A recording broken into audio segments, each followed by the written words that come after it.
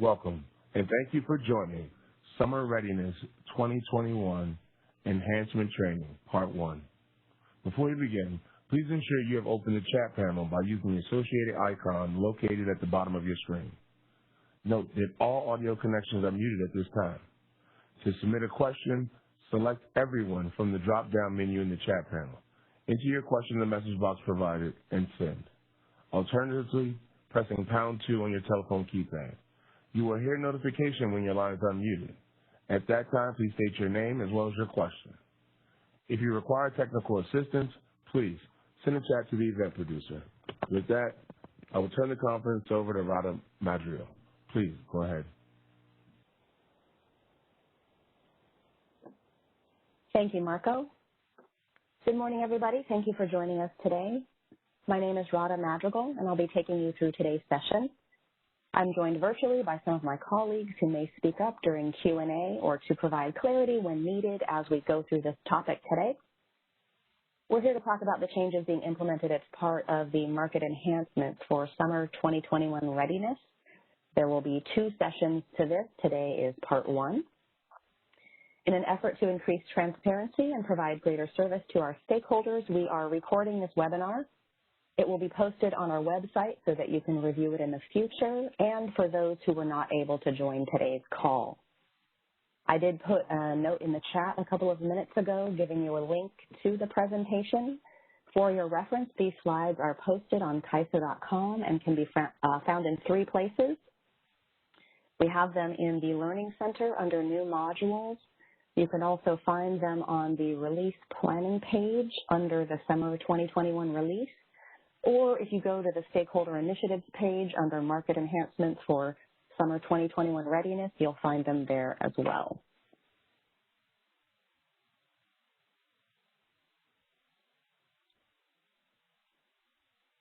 If you have a question, you can either ask it over the phone or in chat. I will be taking a series of question breaks where we will pause for verbal questions. And then you can raise your hand virtually by pressing pound 2, as Marco indicated. Or you can also put a note there in the chat panel. Make sure that you send it to everyone so that we can all see those there, and then we'll address those during the Q&A sessions, or if I have an opportunity to take a peek at it while I'm going through the slides, I can also possibly address it on the fly. As part of Summer 2021 Readiness, we have a series of objectives for the overarching changes. Those are to equitably balance the reliability of serving ISO Balancing Authority area load with the reliability of exports while also providing open access to the ISO transmission system. Our goal is to also better ensure each BA participates in EIM with sufficient resources and to provide improved incentives for supply to be available during tight system conditions.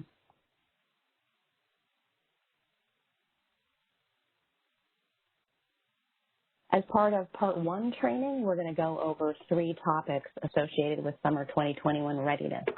The first topic that we're going to address is the interconnection process enhancements, and then we'll move on to reliability demand response dispatch and real-time pricing impacts.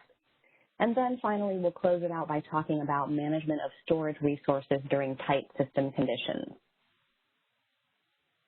You'll see a bunch of acronyms today as we go through the presentation. So this slide here covers some of them, and then this next slide here covers the rest.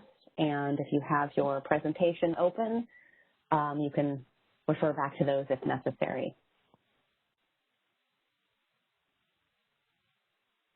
So let's go ahead and talk about the interconnection process enhancements.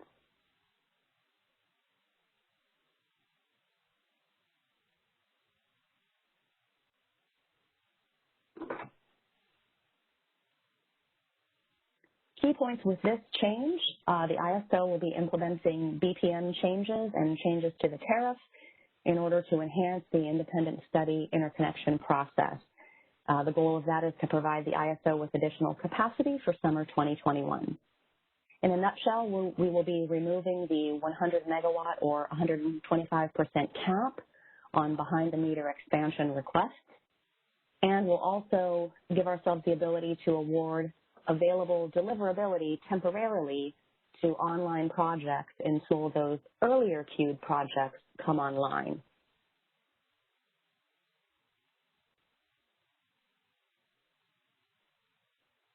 With this one, we filed, well, not just with this one, actually, with the entire overarching set of changes for summer 2021 market enhancements. We filed these tariff changes with FERC on March 26th of 2021. And we requested that FERC issue an order on that filing by May 25th. Now, I'm mentioning the FERC filing here, and I also have a link to that filing included here on this slide. I'm mentioning this as a way to kind of tee up all of the changes that we'll be talking about today. In this particular section, the changes that we are making have to do with tariff language and updating the generator interconnection and deliverability allocation procedures, BPM. So once the filing is approved by FERC, we'll go ahead and update the BPM with those associated changes. This particular change that we're talking about is solely to the tariff and the BPM. So we'll walk through that. The ISO has 3 interconnection request processes for transmission-connected resources. There's the annual cluster study process, the fast track process, and the independent study process. Now we have that independent study process, and it is designed for interconnection customers that need to come online more quickly than the cluster study process, but also for resources larger than the 5 megawatt limit imposed by the fast track process.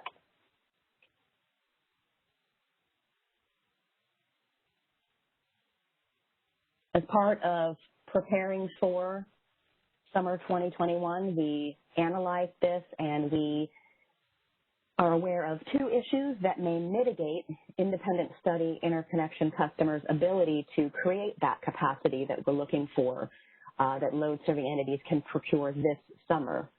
So currently, our behind-the-meter expansion process caps expansions to the lesser of 125% of the existing capacity or 100 megawatts. Now, in this context here, behind the meter, we are referring to transmission-connected resources in this context, not residential behind the meter. So when we talk about behind the meter expansion, we're talking about transmission-connected resources.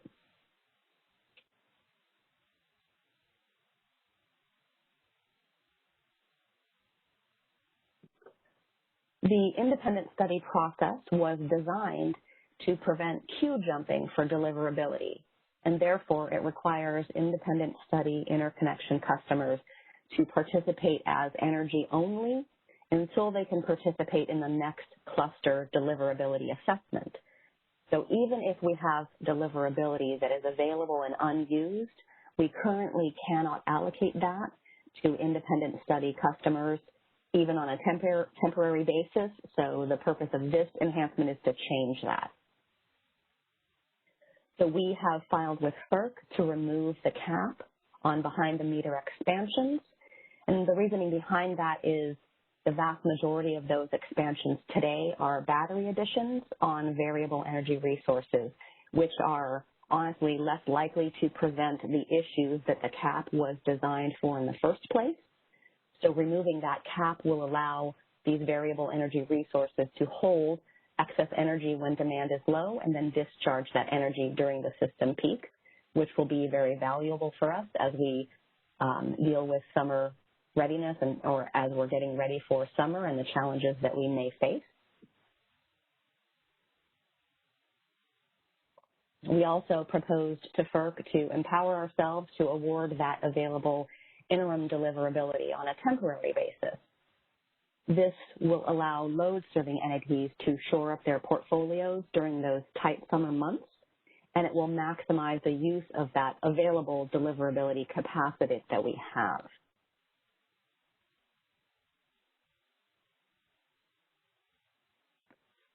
So with these enhancements, the independent study interconnection customers can avail themselves of the deliverability until that interconnection customer that the deliverability or that the delivery network upgrades were constructed for comes online, or until the independent study interconnection customer can participate in the next deliverability assessment and then receive their own permanent allocation and have their delivery network upgrades constructed. This will ensure that the independent study interconnection customers can use available deliverability if they come online quickly, while also preventing queue jumping for deliverability. As I indicated, with this particular enhancement, the changes are changes to the tariff and changes to the BPM, so changes to our internal processes. From you, the customer's perspective, your role is just to be aware of these changes that are being made.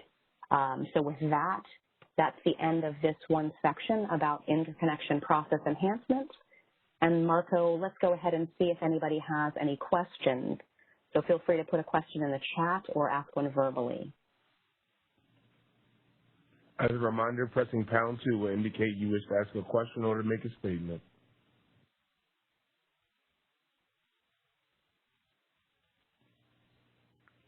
We have no questions at this time.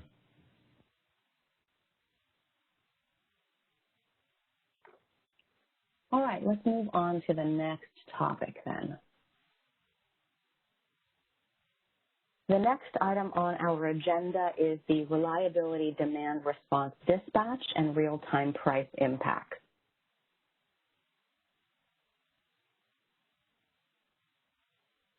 Key points with this one: the RDRR enhancements change how the market will use these resources consisting with existing policy. So RDRR will be dispatched in the 15-minute market and the 5-minute dispatch. Previously, it was just dispatched in that 5-minute market. We're introducing new bidding options to define RDRR as 60 or 15-minute dispatchable, which allows resources to better reflect their operational capabilities. These enhancements that we're making result in limited changes to the program operators.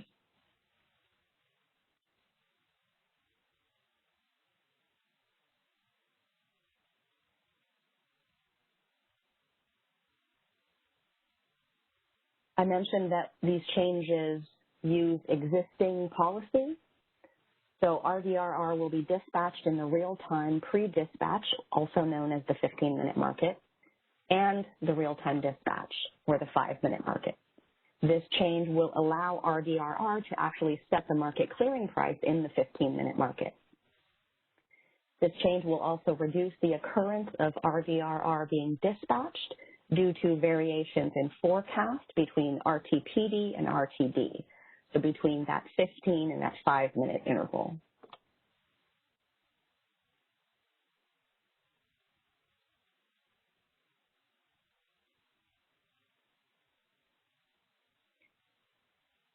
I'm going to compare the two different dispatch horizons to show you that the optimization horizon looks out up to 7 15-minute intervals in RTPD and 13 5-minute intervals in RTD.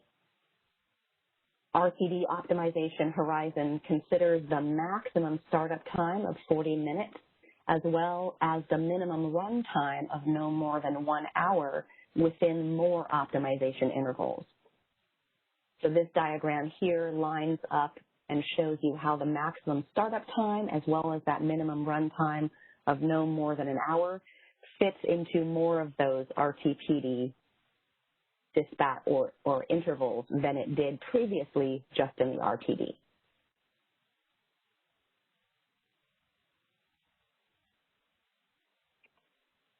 With regard to limited changes for program operators, you will continue to use the ADS application. There are no changes to the ADS API associated with this enhancement. There's also no change to notification. For this type of resource, the notification time will continue to be modeled as that startup time. And the way resource parameters are treated today will continue.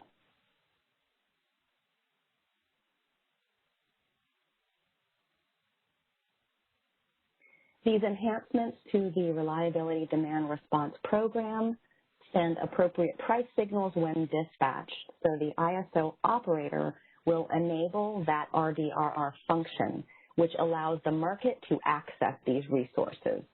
And then we'll be dispatching this resource or these resources both in the 15 and the 5-minute intervals, which leads to more efficient market results, since in the 15-minute market planning horizon, it covers that longer time period, which reaches the resource's startup plus minimum run time. We're also enabling those 5 and 15-minute discrete RDRR to set the price in the 15-minute market by treating that resource as discrete in the scheduling run, but continuous in the pricing run. So essentially, for purpose of optimization, that discrete resource is treated as a continuous one so that they're able to set the price. And I have some additional slides coming up that discuss how RDRR can set the price, and another one that calls out the fact that the 60-minute RDRR is a price taker. So you'll see a little more context on that coming up. We'll also be adjusting the load forecast to recognize the RDRR and PDR dispatch. PDR is the proxy demand resource. As I mentioned, the 60-minute RDRR is a price taker. So we'll be committing and dispatching 60-minute RDRR in the hour-ahead scheduling process the same way that we do for 60-minute PDR, those proxy demand resources. That's what I meant when I said we're implementing this according to existing policy. So we'll be holding the RDRR half dispatch in those subsequent RTPD and RTD intervals. So essentially, it will have the same dispatch instruction across that entire hour period. In this case, the 60-minute RDR is a price taker. They are not able to set the price either in RTPD or RTD.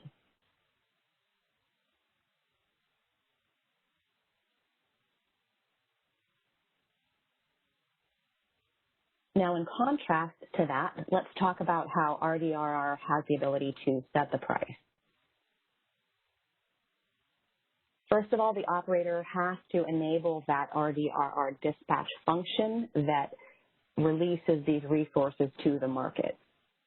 And then RDRR can set the price as follows. There's 2 examples.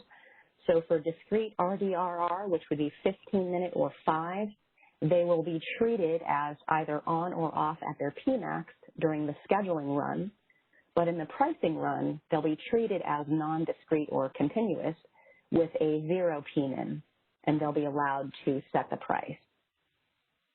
And then for non-discrete RDRR, we'll use that bid curve submitted by the SC in the scheduling and the pricing runs, and there also RDRR will be allowed to set the price. So the key here is that the operator needs to enable that RDRR dispatch function, and then this is the mechanism within the software that will allow RDRR to set that price.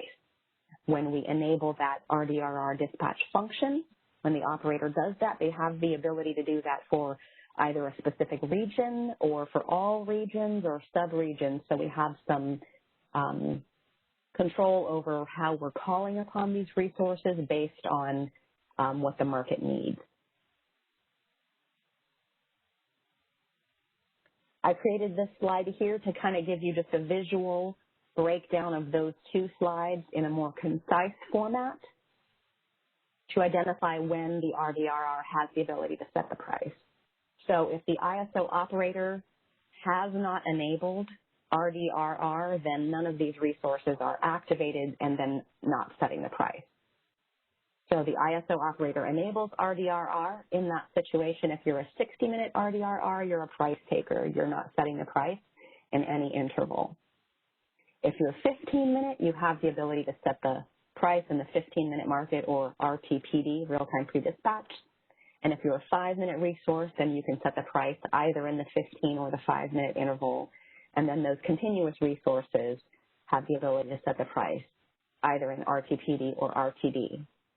Now, I think that we've given you a good amount of information on this, not all of it yet, but I thought this would be an opportunity to pause and see if anybody has any questions on this topic. We do have one question. Good morning. Can you hear me? Yes.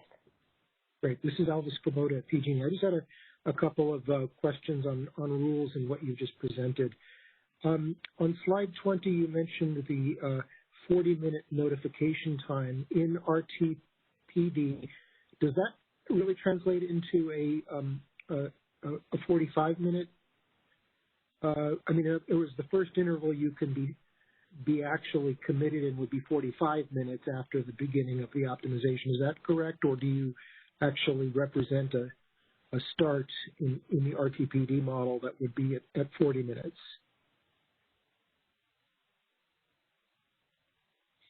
Let me get some clarity on that. I'm checking to see if I have my RDRR SMEs on the line here. Do we have Jill or Danny that's dialed in?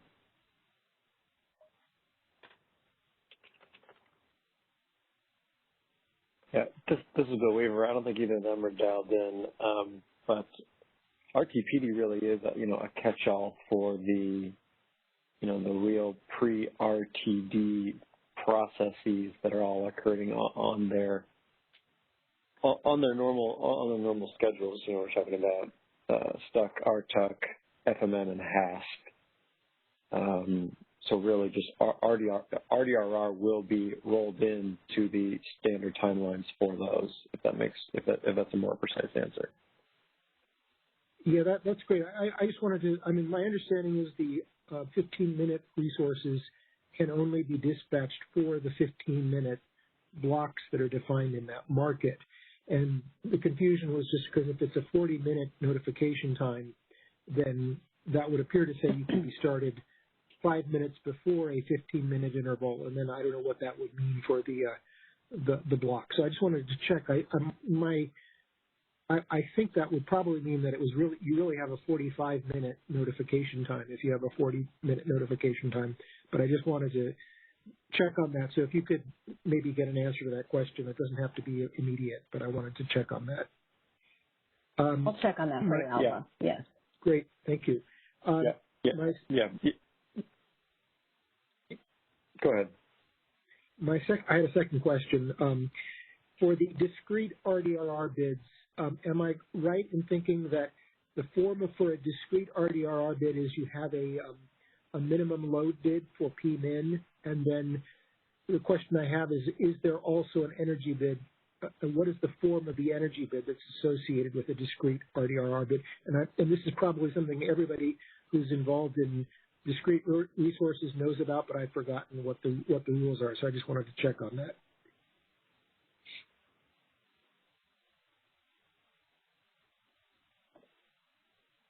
So, Alva, I'll have to get that answer for you as well, since I don't have either of those SMEs on the call at this time, but I've written that down. Okay, great. And then the third one might be also similarly. If you have a 5-minute discrete RDRR resource, I wanted to double check, and I believe that this would be the case, but that you would be eligible for bid cost recovery if you got committed in the 15-minute process and then you were essentially decommitted in the 5-minute process. Because what I understand is the startup instructions are going to come in through the 15-minute process, so you could essentially have a start and then potentially in the 5-minute process not be started. And I wanted to check there would be potentially bid cost recovery for that. Yeah, this is Bill. The answer to that one is yes. It's only those hourly block resources that are ineligible for bid cost recovery. Okay. For the intra-hour fluctuations. Yeah. All right. Thank you very much. Appreciate your taking these, and if you can find answers, I'd appreciate it. Thank you.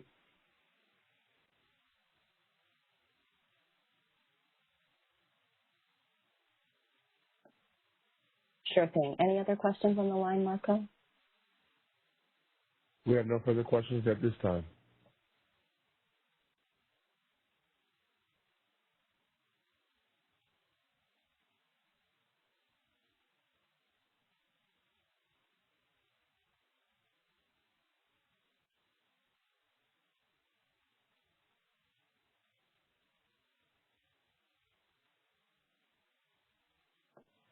All right, so we'll walk through the rest of these slides here.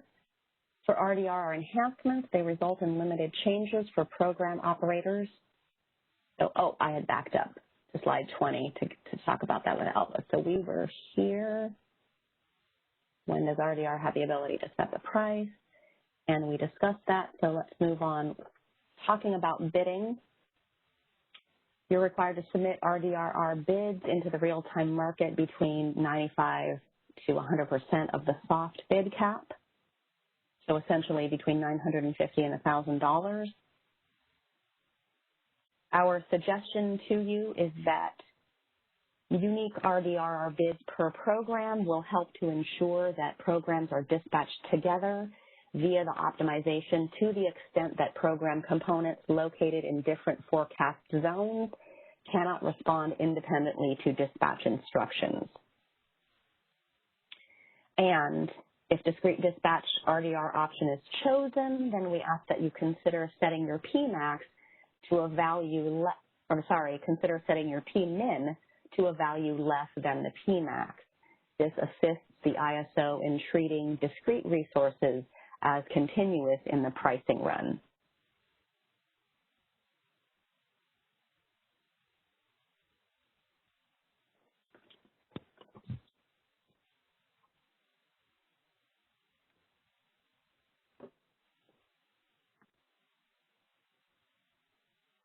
Now, Marco, I just wanted to check with you. I think we have Danny on the line, and he needs to get into the speaker line.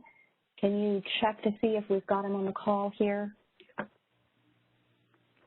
Danny, can you please press #2 on your telephone keypad?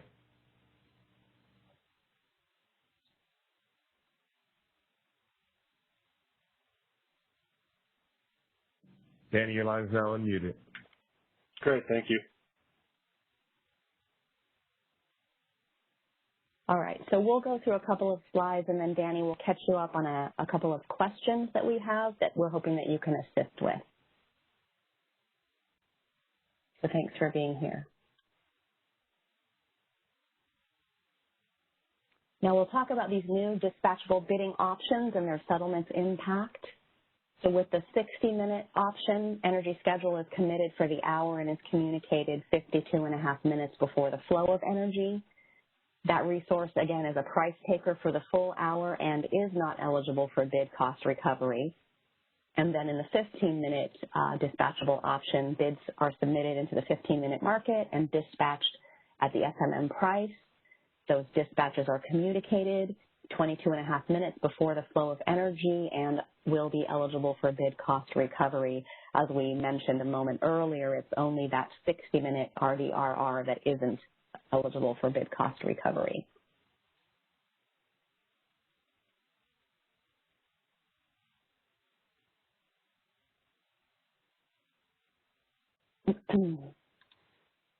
Now, because RDRR it used to only be dispatched in the RTD, you may not have your ADS set up to view those RTPD commitments. So we wanted to point out to you here that to make sure that you click on that checkbox there in the commitment field so that you'll receive those RTPD dispatch instructions. Now, Danny, there was a question earlier when we were talking about startup time, and I'll go back to that slide real fast so that you can see it in context. We were here, and we were talking about how the RTPD Horizon considers that maximum startup time of 40 minutes as well as the minimum run time. And there was a question on the line wondering if that 40-minute startup, is that really 45 minutes essentially, or how does that work? Do you have some additional things to add there? It'll be at least 40 minutes. you're right that it might be slightly in excess of 40 minutes with when the market results publish and the commitment instruction is sent out, but it should be at least 40 minutes. That is respected. Okay. Thank you. And then there was a question about bidding, and let me get back to the bidding slide here. Look for that. When we're talking about bidding, there was a question that asked about discrete energy bids, and I think to do this question justice, Alva, if you wouldn't mind speaking up again, so if you could push #2 so that we could bring you back on the line to ask your question about forming that discrete energy bid.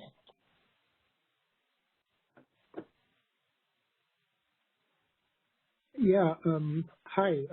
Actually, this is just an informational question. I just want, and I think you've actually addressed this before as I've going through these slides. But so the form of the discrete energy bid is there's going to be there'll be a minimum load component at Pmin, and then there'd be an energy bid between Pmin and Pmax. Is that correct? Yeah, and I think those two would be set likely quite close to each other to get that discrete action. Right, but Pmin does have to not be equal to Pmax in order for you to be able to put in an energy bid at all. Would that be correct? That I would have to check on. I know if we set them not equal to each other, it helps us actually treat them as continuous in the pricing run, though. I mean, I don't think it would even be possible to put a bid into cyber. It has to be increasing in the megawatts. So, yeah, okay. I think that makes sense. It's just before I can say that with authority, I'd want to check. Okay, great. And then the Pmin portion of the bid, presumably we would put in essentially Pmin times 950 or whatever as a minimum load cost component, and that would be that portion of the bid.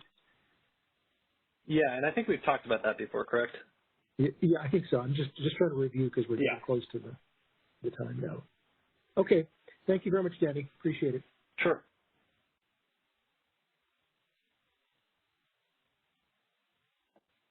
All right, and then we were at slide 28, and there's two more questions in the chat that I'm seeing now that I think would be a good opportunity to address here. The first question asked us to provide the criteria for ISO operators to enable RDRR, and then the second one kind of went along with that and said, where are we enabling this? Is this an RTMO function? So if you have the ability, Danny, if you wouldn't mind taking that and just talking a little bit about how the ISO operator is going to enable this or what criteria they're going to follow. Yeah, it's a system emergency, or when the ISO operator suspects we may be entering into the system emergency, they have they have significant latitude in what they deem as an emergency to give them flexibility to make sure they can maintain reliable operations. The second question is, which desk would be doing this? Is that what I understood the question was? Someone had asked if this is something the RTMO is doing. I would think that this would be probably the generation security desk, but that's something that we'd have to check on. Because they're typically in charge of balancing and would be monitoring to see if we're looking like we may be in an emergency and capacity short. Okay. Thanks for that.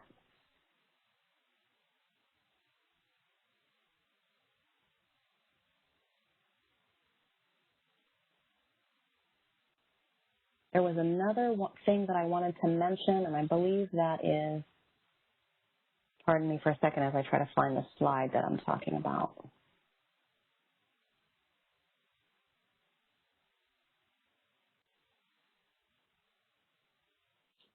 What's slide 26? Okay, one other point that I wanted to make about slide 26 here. We mentioned setting your Pmax to a value less, setting your Pmin to a value less than the Pmax. And I wanted to remind you that when you're setting these values in master file, your Pmax must be at least 0.01 megawatts above your Pmin. So there is criteria there that you would need to follow when you're making that adjustment. All right, so we are back now at slide 28, and we'll continue through. I'm not seeing any additional questions in the chat. So we talked about how RDRR used to only be dispatched in RTD, so you might not have your ADS set up to view those RTPD commitments, so make sure you have that commitment field checked so that you'll be getting those instructions. And therefore, once those startup instructions are received, once you get that commitment instruction, you can review your docs or your dispatch operating targets in the same way as you do today. So that's just another screenshot of ADS as a reminder. We also wanted to point out that CMRI can be used as a backup method to determine demand response dispatch instructions. So there are a couple of real-time market reports that you can see in CMRI that will essentially provide you with some of this detail.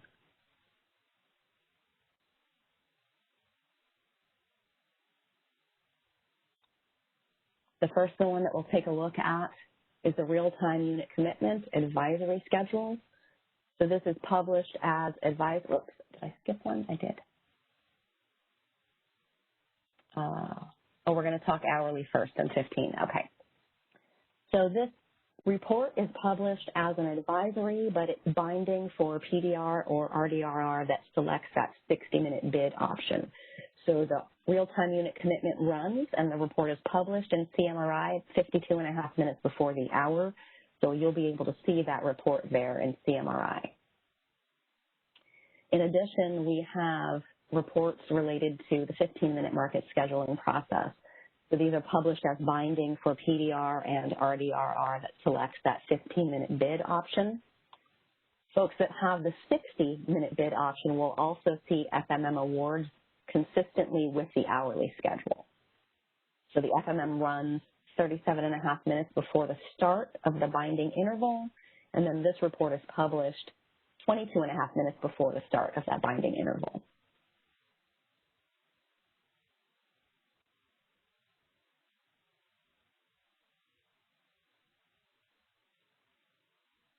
Any questions as we've reached the end of this topic here?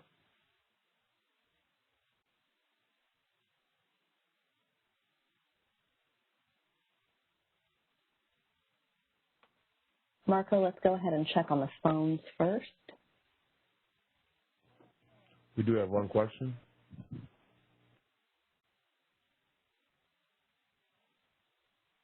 Hello again. This is Alba at PG&E. Going back to the stuck report, there's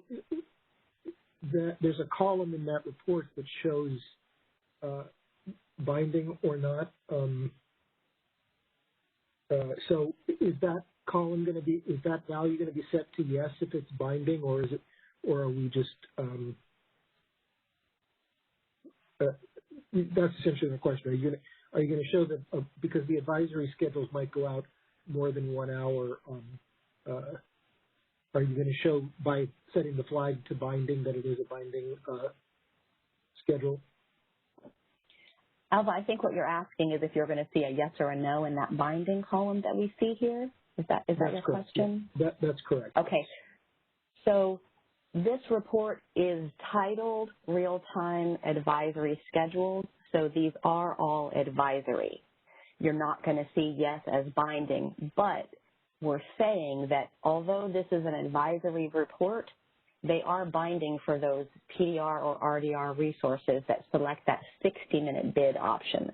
So this is a way to see that information in this advisory schedule, but you would consider it to be binding.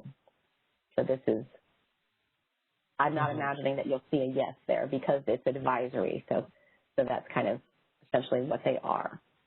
I mean, the problem is you can't, this report usually publishes overlapping series of hours. So I guess the idea would be if you use this report at a point in time where it could be binding, you would take the schedule as binding, but in any other time frame, you wouldn't take it as binding. I'm just a little, I think this might be one of the ones where, multiple entries for the same hour. I'm just not sure how we would tell what was what in this. But I think in the context here, we're indicating that yeah.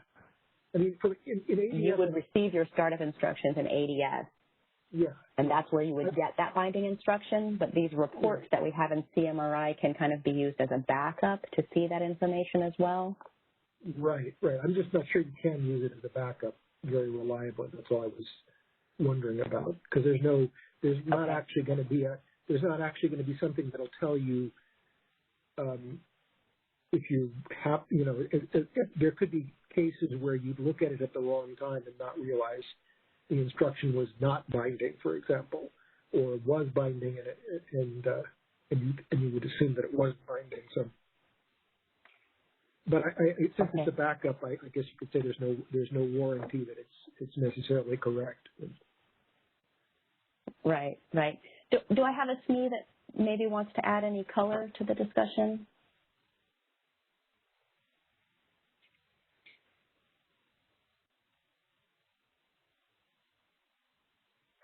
No, I would just add, this is Danny, that I think this is why this would be a backup way to figure this out. And ADS makes more sense to get the dispatch instructions. Yeah. Okay, thank you.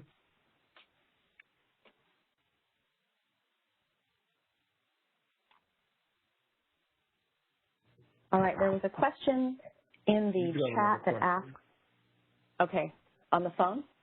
Okay, yeah. Let's go to that one, and then we'll tee up the questions from the chat. Caller, your line is unmuted. Hey, thanks. It's Mark Smith. I did put the same question in the chat, and I'm curious. Maybe you're going to cover this, maybe not. But how do you estimate the incremental load bias that you're going to inject back into the optimization? Is it based on the ramp rate and projected performance of the RDR resource, or is it based on some calculation of actual performance? So, Mark, this is Danny again. Right now, we are planning to just use the expected performance and feed that back into the optimization.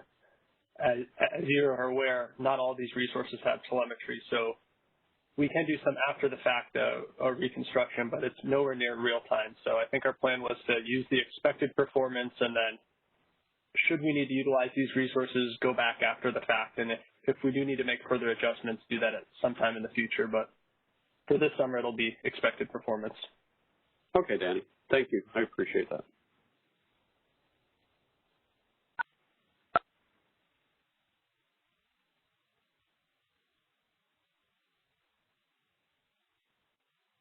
Do we have any other callers in queue? We have no further questions at this time. Okay. And that was, thank you, Mark. You had the question in the chat as well, so thank you for voicing that one. Folks, we're going to move next to our final topic of the day, which is management of storage resources during tight system conditions. Now, the first thing that I wanted to point out for you with regard to storage is that depending on the participation model that you are using, there are some changes being implemented across two different efforts. So we have, today we're talking about market enhancements for summer 2021 readiness. Last week we talked about resource adequacy enhancements, track 1, and that also has an element of storage in it. So I thought I would kind of combine those items and talk about them together. So you'll see with the market enhancements for summer 2021 readiness, There is an updated state of charge requirement when storage provides regulation.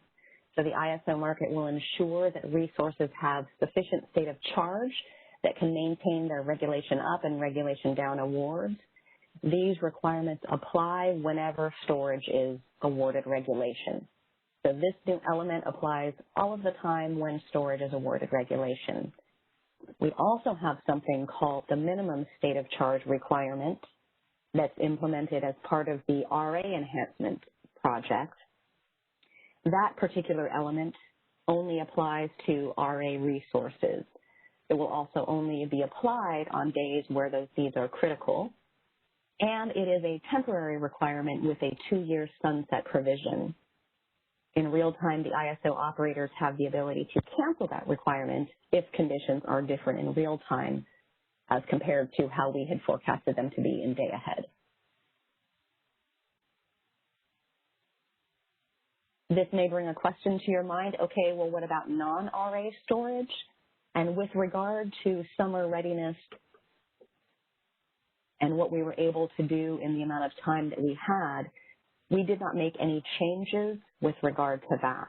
So we still have the traditional exceptional dispatch process that we can use for non-RA storage resources if necessary. There is no change here to that existing functionality.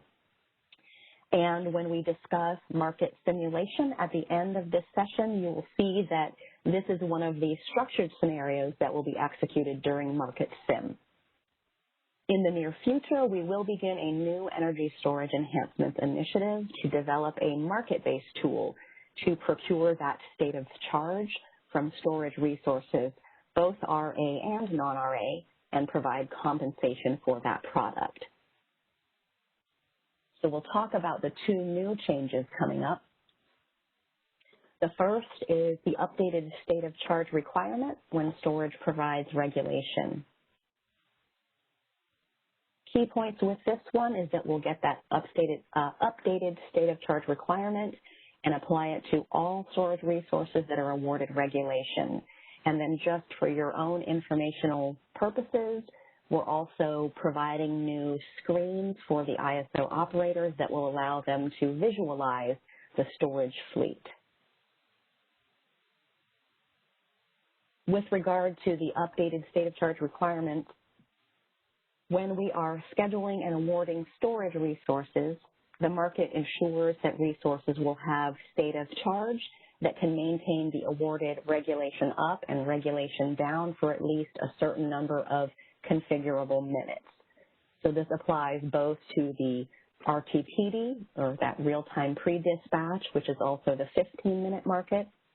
It applies to RTD, which is the real-time dispatch, sometimes referred to as the 5-minute dispatch, and RTCD, which is our real-time contingency dispatch.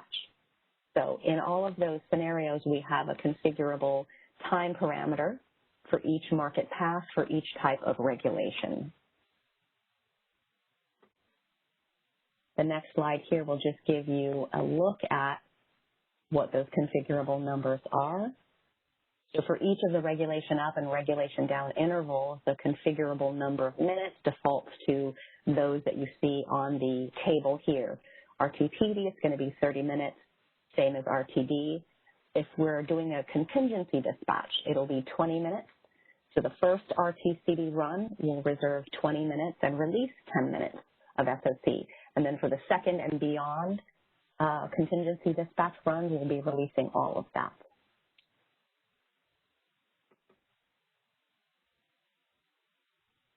Any questions on the new state of charge requirement when storage provides regulation?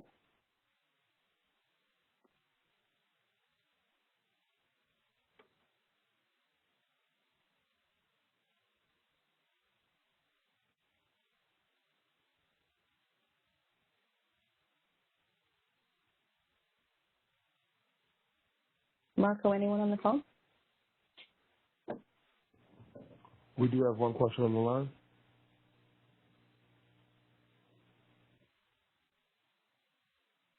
Yes, this is Alva again.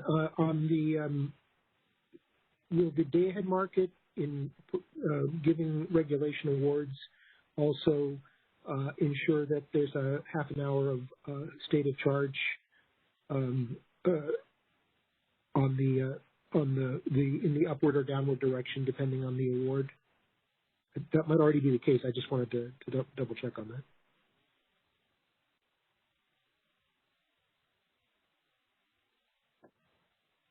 So the information that I have shows that this relates to storage providing regulation, and it talks about in the real time.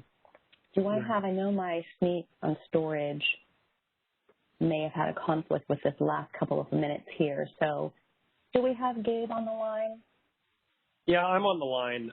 Okay. I think this specific policy, and frankly, this is something, it's a mechanism that we already have in place. And I believe that it only impacts the real-time market, and the number of minutes are configurable. So I think it's just going to take a reconfiguration on our part. I have had conversations with Don Trethaway, who's working on the Day-Ahead Market Enhancements Initiative. And I think in that initiative, they are taking a little bit more time to think about some of the implications of storage and storage receiving specifically AS awards in the day-ahead market and how that should be modeled. Because I think there are some improvements that we can make there just to make sure that awards that storage resources receive in the day-ahead market do get, are feasible in the real-time market, and that's something that the resources could actually operate to. But Alva, I think your specific question is very good, and I'd like to follow back up with that with some of our developers internally. Okay, great. Thank you. Yep, thanks for the question. Okay, and I'm also getting a note from one of my other SMEs that indicates that from a day-ahead perspective, day-ahead always ensures appropriate state of charge for regulation awards. So essentially what Gabe was saying is that we are making this configurable change in real time to make sure that these real-time regulation awards hold that state of charge as a requirement, but in the day-ahead perspective, that exists today. So thank you for that. Do we have any other questions on this element, the state of charge when storage provides regulation? We do have another question on the line. Okay. Hi, this is Mike Kramick from Boston Energy. I just want to ask you a clarifying question, making sure they understand. So this requirement will ensure that storage has enough state of charge to meet its regulation award. What that would actually do, if it doesn't have enough state of charge coming into this time window, I'm assuming what you're saying is you're going to give the resource uneconomic energy schedules, potentially, in order to either charge the battery enough or discharge the battery enough to meet its requirement, correct?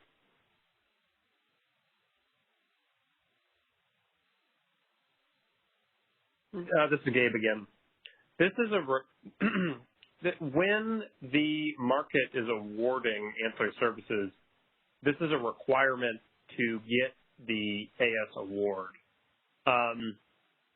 So yes, you could potentially, the software optimization could potentially be going through and saying, well, I know that I need a whole bunch of ancillary services, and some of the few resources that I have to get ancillary services from are batteries, so I need to charge the batteries in order to make sure that they can provide ancillary services.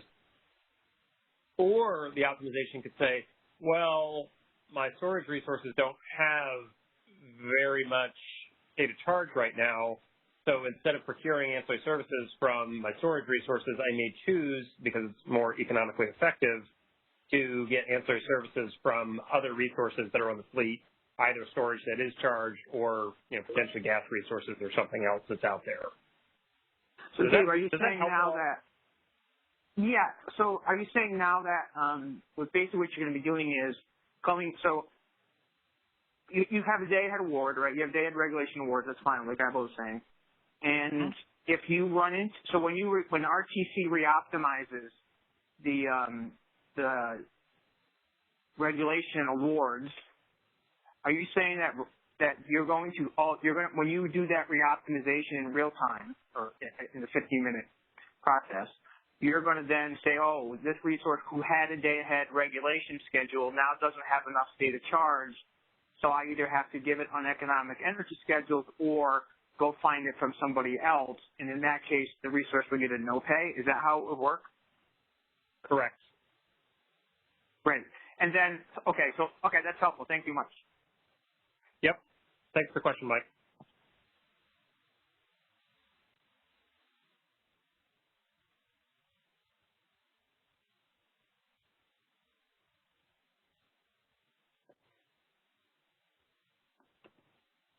Marco, did we have anybody else queued up? As a reminder, pressing pound 2 will indicate you wish to ask a question. Can we check in on, it looks like Marcy has a hand raised. Can we check in there? Your line is now unmuted.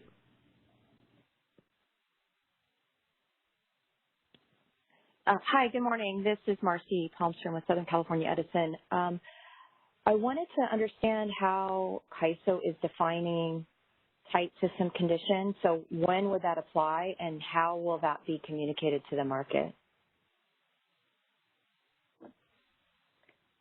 Sure thing, Marcy. I've got the next section coming up when we're going to be talking about minimum state of charge, and we'll go into how that gets identified. So we'll address that in the next set of slides coming up.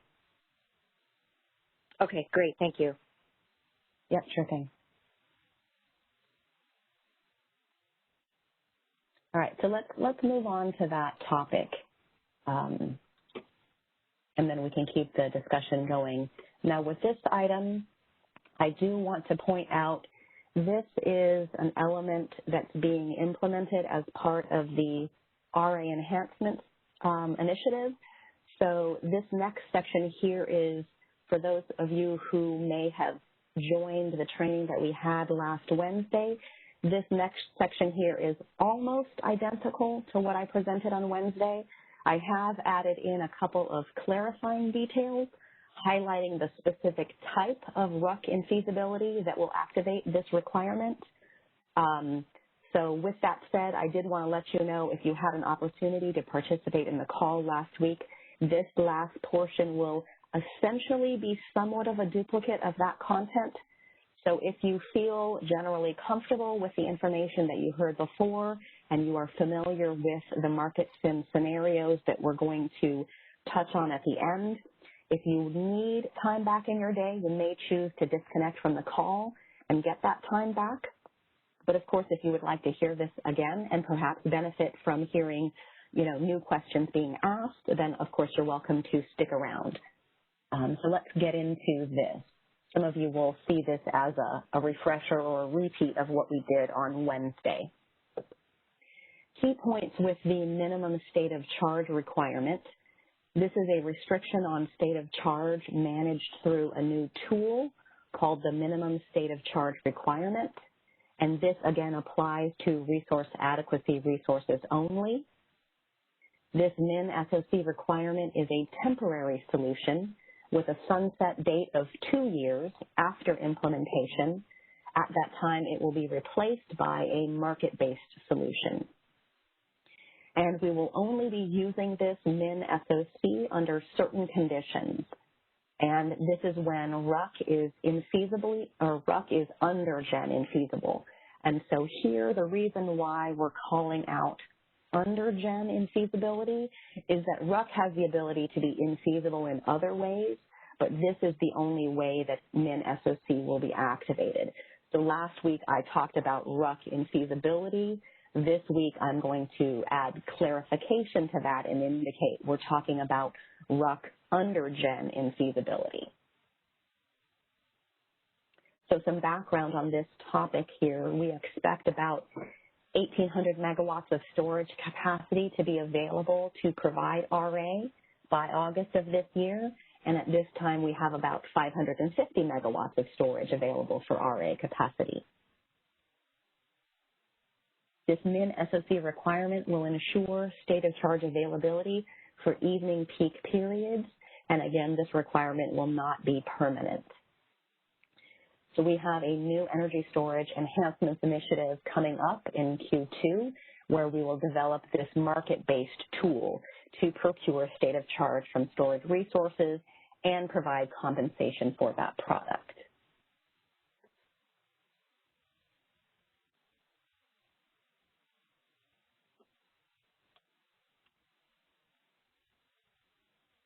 So what is the purpose of the minimum SOC requirement?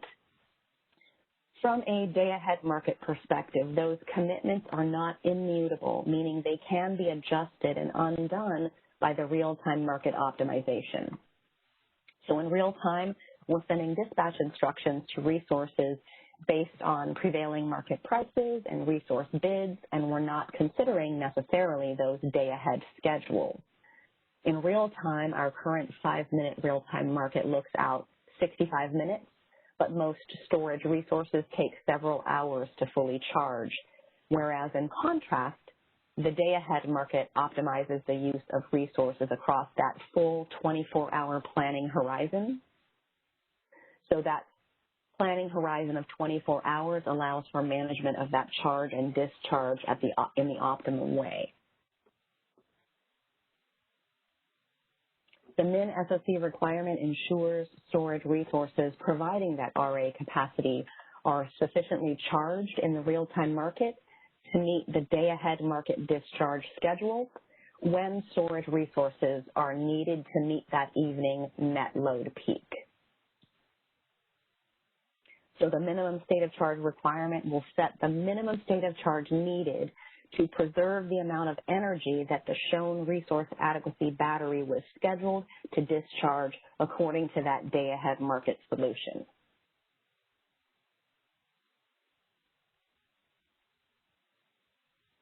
Speaking of how are we going to identify type system conditions and how will the market be informed, the min SOC requirement will only be applied on days where the needs are critical. So we are going to use the results from the day-ahead RUC process, that residual unit commitment process that we do in day-ahead. We're going to use those results to determine when the minimum state of charge is going to be required. Now, it will only be imposed on days when RUC is under gen infeasible. This is a situation that happens very infrequently, but when it does, that indicates tight system conditions. Operators will have the ability to drop those requirements in real time if the conditions are different in real time. So how will we notify the market of this situation? We've designed these requirements to reduce the impact to storage.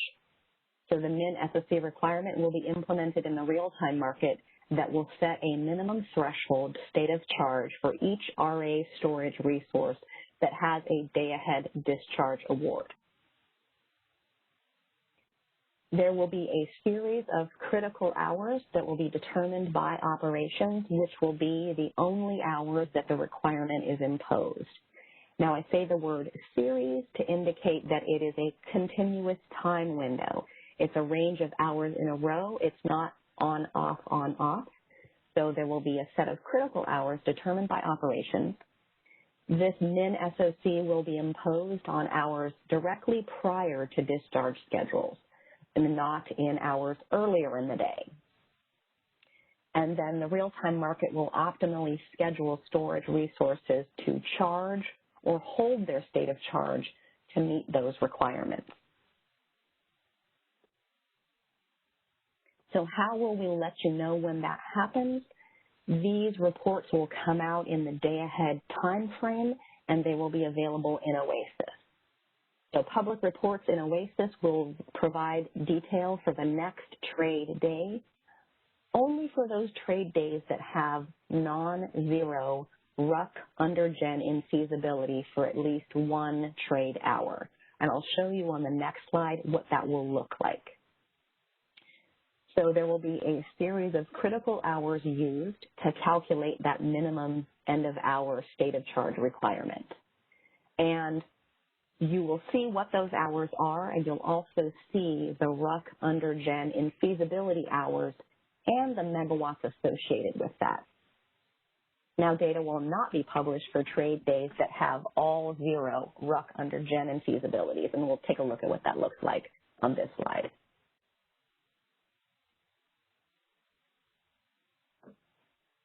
So essentially here, this is a sample Oasis report mock-up. It's a preliminary report. The final report may vary. What this report will show you in the day-ahead time frame is the RUC undersupply in feasibility and when we are going to enforce those constraints. So I've highlighted in orange the under gen in feasibility megawatts. Now, I think last week there was a question that asked, why does that column say under gen in feasibility instead of RUC in feasibility? And at that time, the language that I was using was only talking about RUC in feasibility. And so this time around, we are further clarifying it to indicate that we're only talking about RUC under gen in feasibility. So if we have a certain amount of generation that we are essentially lacking in certain hours, you'll see how many megawatts we are under by in that column there, the under gen in feasibility megawatts. And then you'll see the critical hour flag set for a series of hours. And a note here to indicate those critical hours may be different from the RUC under gen in feasibility hours, because you remember the critical hours are set by operations and they are a continuous string of hours. So it's possible there may be an outlying number from a RUC perspective that doesn't fall into those critical hour windows. We're only going to apply this constraint.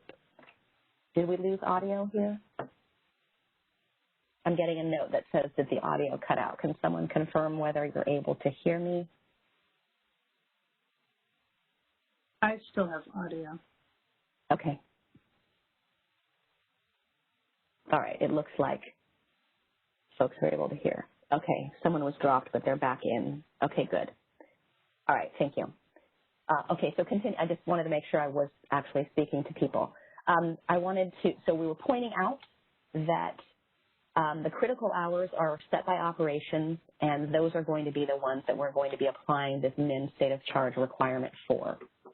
So how will we notify the market when there are tight system conditions where we're going to apply this? You'll see this report here in Oasis.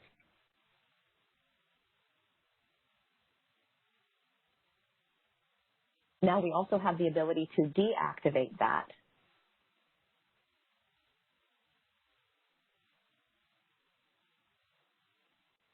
If I could have, Cindy, maybe you could help me. I've got one participant here that's not able to hear anything. Perhaps you could send him a note and ask him to dial back in. It's possible that he may have gotten dropped. Thank you. I appreciate that. I want to make sure everybody is included. Thanks for your help. Okay. So public reporting via Oasis. If we deactivate this minimum state of charge in real time, we will update that report that we just looked at with that, with essentially a timestamp letting you know when that occurred. So let's look at a picture of that as well. So here, again, that same report that we were looking at, in this example, we're saying the minimum state of charge requirement was canceled for hour ending 14. So you'll see the date and timestamp show up in that final column there, timestamp of min SOC deactivation. You'll notice that the RUC infeasibility and critical hours remain the same on the report, and that the purpose of that is to preserve historical data. So you'll see the deactivation timestamp, which is how we let everyone know that the min SOC requirement has been deactivated. But what the critical hours had been set at, that data does not change. And what we saw from a day ahead perspective for RUC under gen and feasibility, those numbers don't change. There's a question that's asking, what time will these reports be available in Oasis? So these reports will be available in Oasis in the day ahead time frame, right about the same time that the day ahead market results are published, so at about 1300.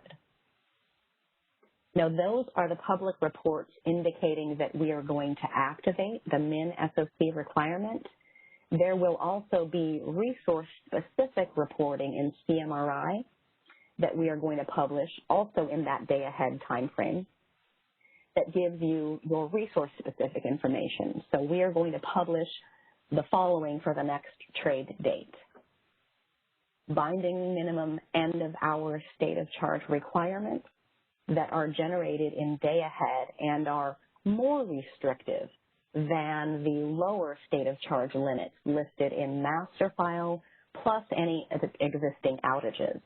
Now, I know we had a question last week about this, and the question last week asked, does the minimum end-of-hour state of charge requirement take into account any min SOC provided via bid data, or does it just look at master file plus any existing outages?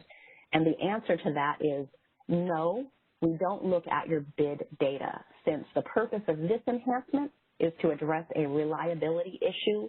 We're looking to see your actual available capacity. So your limit in master file plus any existing outages, that is going to be the number that is assessed.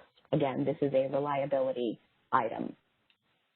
This report will publish on a similar timeline as the day-ahead market results.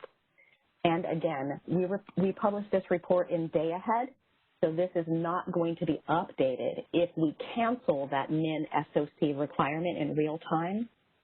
So you'll have, from a day-ahead time perspective, you'll see the report in Oasis that lets you know that we're going to be activating min SOC. Then you will see this report specifically for your own resources that will let you know what those binding hours are going to be. Now, there was also a question kind of leading up to this that we talked about, or actually that we talked about last week, to kind of highlight or identify what we're talking about, binding versus advisory. So binding minimum SOC are going to be the minimum end-of-hour state of charge that is going to be enforced in real time. So these binding calculations are only calculated for RA storage resources and only for those trade dates that have at least 1 hour of RUC under gen in feasibility. And they're calculated for the operator's defined critical hours as well as any preceding charging hours. The difference between that and advisory is advisories are data that's provided to operators but will not be enforced in real time. Advisory instructions are calculated for every resource, not just RA, and for every trade date, whether or not we have RUC in feasibility. They're calculated for those defined critical hours as well as those preceding charge hours. And they exclude the resources and hours where the min SOC is binding. The reason why we have the advisory information is that they may be used by the ISO operators to issue a traditional exceptional dispatch for a storage resource to charge it to a specific state of charge at a specific time in case we need to activate that resource to assist in tight system conditions and capacity shortages. But that is essentially advisory data being provided to operations in the event they may need to use it. But it's not but because it's advisory, it's not this binding category. It's not financially binding. It's not, it's used to identify the hours that are not triggering the MSOC. So hopefully that answers your question on that. And let's take a look at what that looks like. See, again, this is a preliminary report mock-up in CMRI. And for the binding minimum end-of-hour state of charge requirements, you will have your own resource-specific data. And you will find that it's possible that your resource has a set of hours that is a little bit different from those critical hours. And that relates to your minimum end-of-hour state of charge and essentially how we need to get you from where you are to where we need you to be at the appropriate time. Now, this report is only going to call out those situations when when those binding end-of-hour state of charge requirements are more restrictive than what your existing lower SOC limit is. So you can see by the little word bubble, if you take a look at the first line there, if 30 megawatts is your existing lower SOC limit, then you would not see that trade hour on this report. You're only going to see this information if you get a binding minimum SOC that's more restrictive than your lower SOC limit.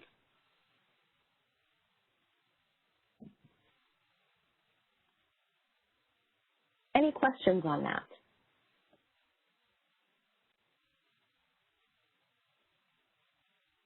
So first, let's do a check on the phones. Marco? We do have one question. Caller, your line is unmuted.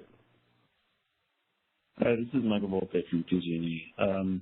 Thanks for your clarification on the difference between binding and advisory. I just had a question. The advisory, will that be sent to market participants? Will we scheduling coordinators people to view that? My understanding is that these are furnished to the operators. So it's more of an internal report that we have access to, and it's advisory because, you know, there's no financial implication or no financial settlement associated with those instructions. So the binding instructions are going to go out to the market, and the advisory instructions are going to be provided to the ISO operators, essentially for all hours of all days, whether or not we're even calculating this min end-of-hour SOC. But from a market perspective, you'll only get these reports when we have enforced this min end-of-hour SOC. Okay, but that, so it's more that for would, us, yeah. But we would only see the binding portion of that during the critical hours. I guess my question is, you know, if we have an RA resource, an NGR that's an RA resource, and we look on this report, will we only see the binding portion of a day, or will we see the binding and advisory? Let's go back to the report here. So this is going to be in the day-ahead perspective, and it's going to be those binding minimum end-of-hour SO3 requirements that are more restrictive. So what you're going to see from a day-ahead time perspective is those hours where we see that your lower SOC limit is more restrictive than what it is now. So essentially that's saying you're not going to get every hour, just the binding hours where your lower SOC limit is more or when your instructions from day ahead are more restrictive than what your lower SOC limit is.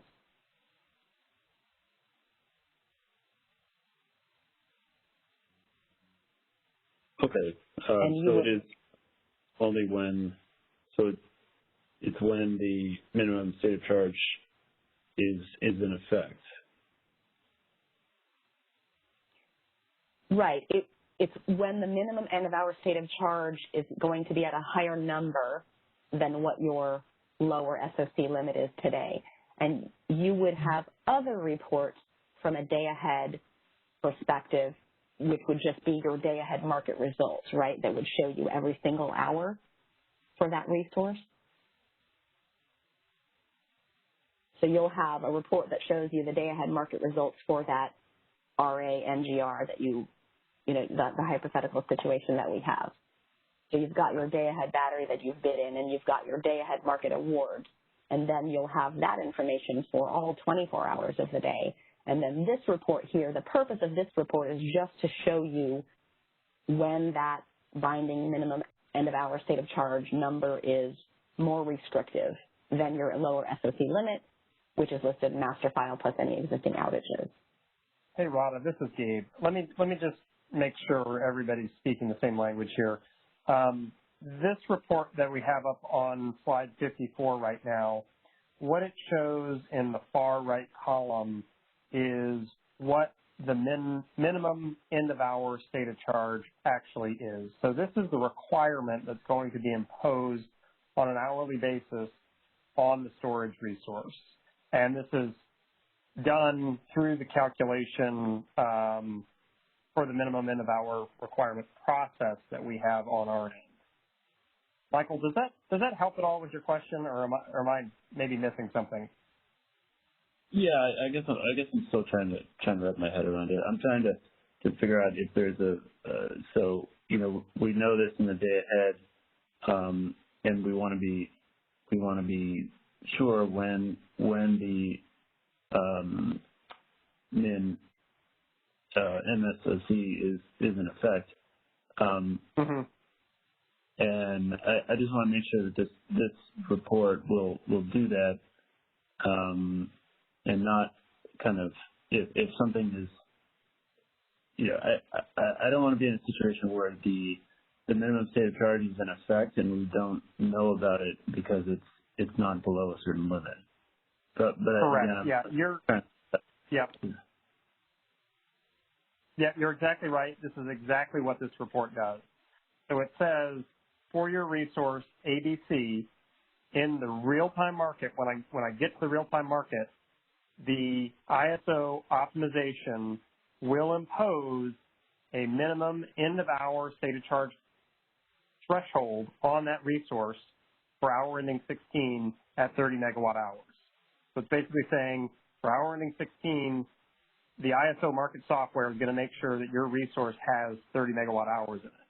The same logic holds for hour ending 17. We're going to make sure you have 80 megawatt hours.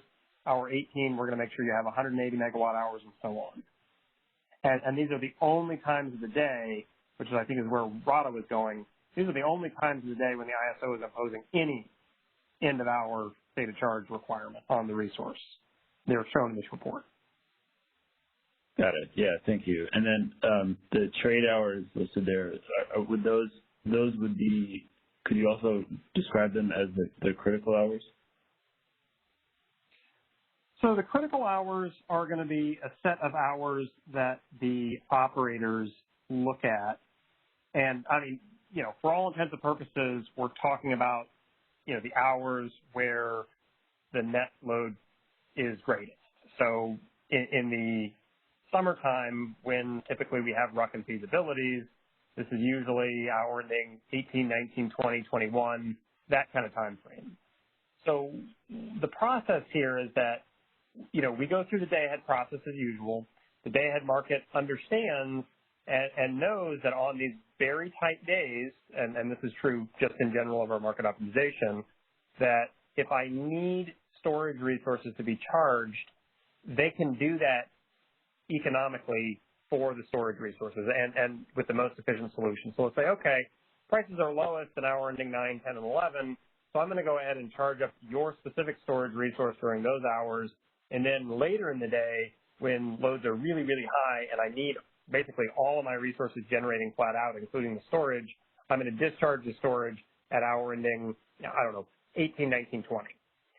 So then what we do, and then the operators might say, well, hours ending 17 through hour ending 22 are my critical hours for today.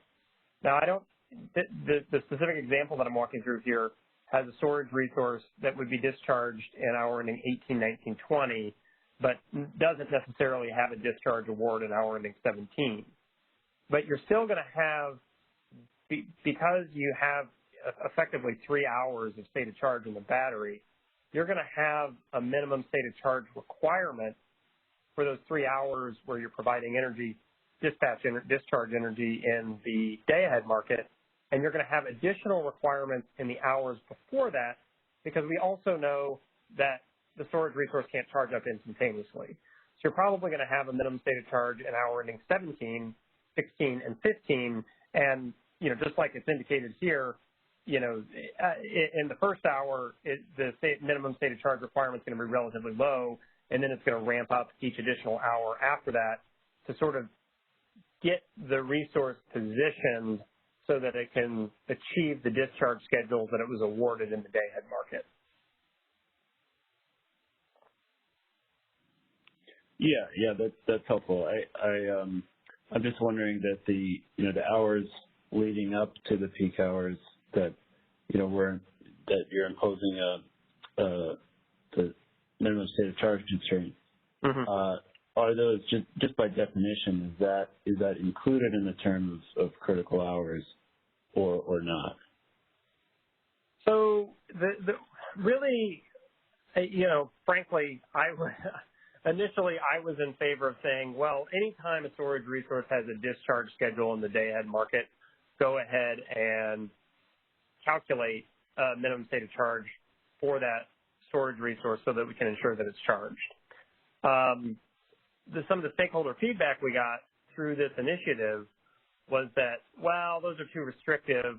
We really only want you applying the minimum state of charge during specific hours, during those critical hours that you really need storage to be online. We don't want, if a random storage resource happens to receive a discharge schedule at hour ending 14, that's not going to be what causes the system to black out. It's going to be somebody who's not charged later in the day when loads are really, really high. So we took that feedback, and what we did is we said, okay, we're only going to be imposing this minimum state of charge requirement on hours when storage resources have a discharge schedule, and we're going to specify the hour range by this critical set of hours, which is configurable by the operations team. So some months when the load is peaking at later hours, you might actually see the critical hours shift to later times of the day. If the load is peaking earlier in the day, the critical hours might be earlier in the day. We didn't want to specify which hours we were specifically going to enforce this for because of that variability. Also, over time, as we get more and more storage on the system, and theoretically if other resources retire, that window of critical hours when we really need storage resources to be online may actually get wider because we need more participation with storage resources. I think obviously, and the ISO has said this publicly, this isn't our first best solution. This is something temporary that we're going to put in place for this summer and next summer. In the meantime, as Rada indicated, we're working on the energy storage enhancements policy.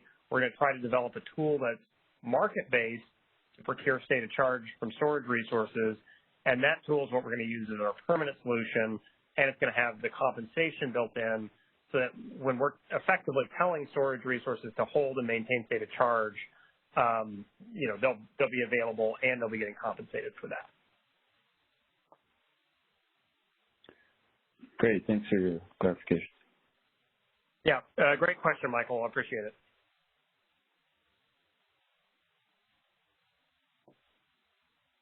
Yeah, that was good. I think that added a lot of color and context to the discussion that we're having, so I appreciate that. Let's see, Marco, do we have any other callers in queue? Pressing pound 2 indicate you wish to ask a question. We have no questions at this time.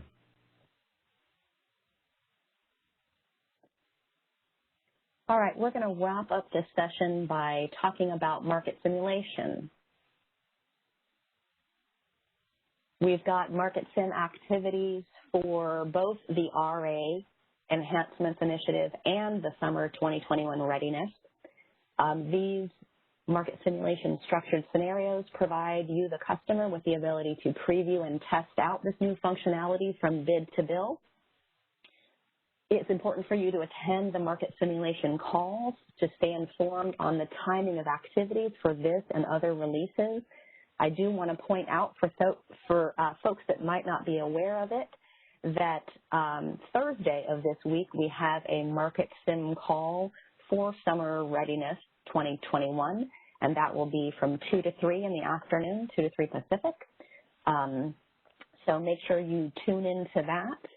As far as letting us know that you want to participate, please send a registration request to the marketsim@kaiso.com mailbox to register for the various market sim activities, the ones that we discussed in today's session. Resource adequacy enhancements, that deadline was actually yesterday, but I'm sure if you haven't had an opportunity yet and you send a message over today, you'd be able to still participate in that. And then registering for summer 2021, we ask that you do that by May 6th, and that's so that we can get everything ready on our end to help you participate in this. I'm going to walk through the scenarios that we are going to be doing. We'll start with summer 2021. We've got a scenario here to ensure that storage resources have that sufficient state of charge to support regulation up and regulation down for at least 30 minutes in the real-time market. So we will expect you to be submitting bids into those particular trade dates that are identified and then verifying your awards. So you will take a look at your settlement statements to see what that activity looks like for that. Another scenario that we'll be doing, as I mentioned earlier, is operator utilization of our traditional exceptional dispatch for storage resources. So none of this is new functionality here, but we are still going to walk through this type of scenario so that you're familiar with it. And this is part of us getting ready for dealing with storage during those tight supply conditions.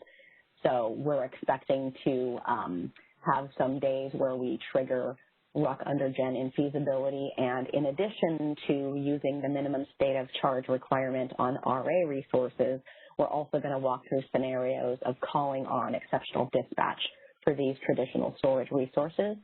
And you will see that, or I should say the non-RA storage resources, and you'll see settlement statements with data associated with that, along with, of course, reports in CMRI and instructions in ADS and so forth.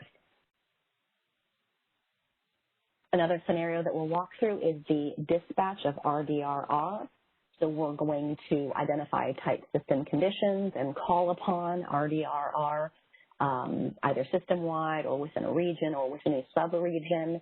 The ISO market operator is going to do that, and then your job would be to have those bids in from your RDRR resources.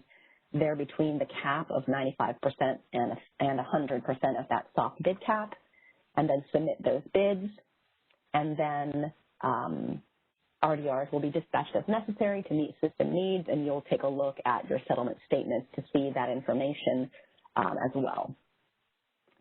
And there's a question that asked if the presentation will be posted after the meeting. Kenny, the presentation is available now on both the Learning Center, the release planning page, and also the stakeholder initiatives page under market enhancements for 2021. You can view it there now. Speaking about market sim for RA enhancements, we're going to be walking through a scenario for binding min end of hour state of charge requirements. So we'll set up a scenario where we have RUC under gen and feasibility, and you'll be able to take a look at your results from those reports that we took a preview of. You'll see the resource specific reports in CMRI, and you'll see the Oasis reports that identify those RUC under gen infeasibility hours and what those critical hours are, and you'll also see that information reflected on your settlement statements so that you can see what that looks like. And then finally, for these elements that we were talking about today, we're also going to then go through a scenario where we deactivate that binding min SOC, and you'll take a look at what that looks like, and you'll see how that plays out across the reports and also on your settlement statements.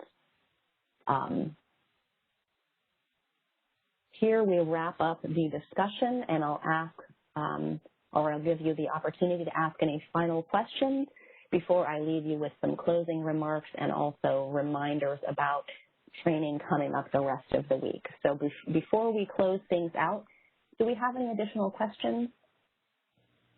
We do have one question on the line. Caller, your line is unmuted. Hi, good morning, Rada. This is Chinyu from PG&E. I just wonder why, when you talk about the market sim, why scenario 1 and 2 are not included? Oh, absolutely. So scenarios 1 and 2 will be associated with other elements of the enhancements, and those elements will be talked about this Thursday. So Cindy and I kind of divided up the market enhancements into sections, And today's discussion was just on the 3 topics that we covered, the interconnection process, the RDRR, and the storage piece. So I picked out a subset of scenarios and just talked about those. But we'll talk about scenarios 1 and 2 when we go through training coming up. And on the next slide is a reminder for you of when those training dates are and which topics that they'll cover. And I'll show that in just a moment after we go through any final questions. Thank you. Yep, sure thing. Marco, do we have any other callers? We have no other questions at this time. All right, so we'll wrap that up here. We have upcoming training the rest of this week. So on Wednesday, we'll have training on FERC Order 831, and that'll be from 11 to 12:30. And then on Thursday, we've got Summer Readiness Part 2, and that will be from 9 to 11, and that will cover these topics here. So import market incentives during tight system conditions, real-time scarcity pricing enhancements. We'll talk about the Oasis reports showing gross exports and imports by intertie, and we'll also talk about the enhancements to today's Outlook and the ISO Today app. And that training session on Thursday is where you'll see us discuss any of the remaining market simulation scenarios. So thank you very much for your participation today. Again, as I mentioned, these slides are posted in the Learning Center and also on the release planning page and the stakeholder initiatives page. In a couple of days, we'll post the recording of this session there as well. I thank you for your time and attention. This concludes our webinar for today. We hope that you found it useful and informative. I hope you have a great day. That concludes our conference. Thank you for using AT&T Event Conference Enhanced. You may now disconnect.